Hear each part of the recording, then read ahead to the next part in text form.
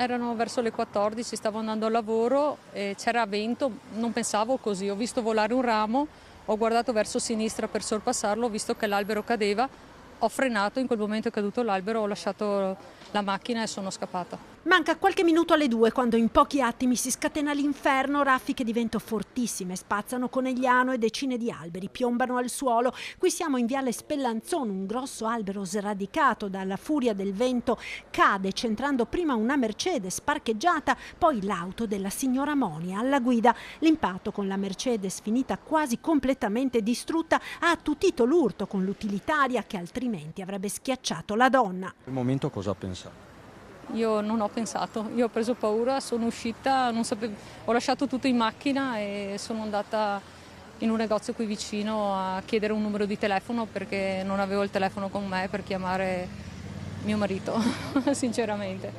E niente, ho preso paura, ho capito dopo cosa ho rischiato. È andata bene così? Sì, è andata bene così.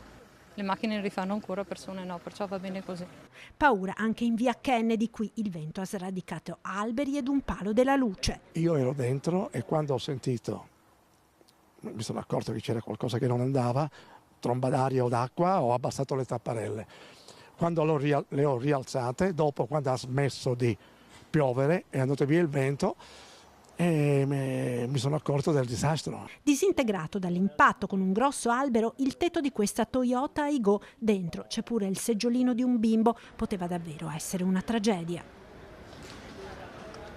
Il palo della luce e per fortuna è andato a finire da quell'altra parte della strada, altrimenti avrebbe tranciato completamente la macchina se cadeva in quella direzione.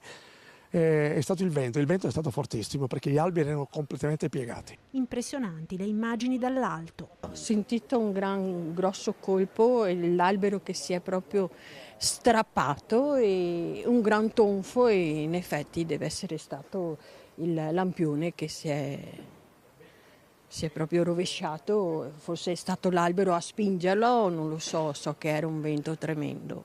Lei che cosa ha pensato in quel momento? Ho tanta paura. Mi sono messa a piangere. Un miracolo che nessuno si sia fatto male. Si può dire mettere un cero alla Madonna, veramente, perché non è successo proprio niente.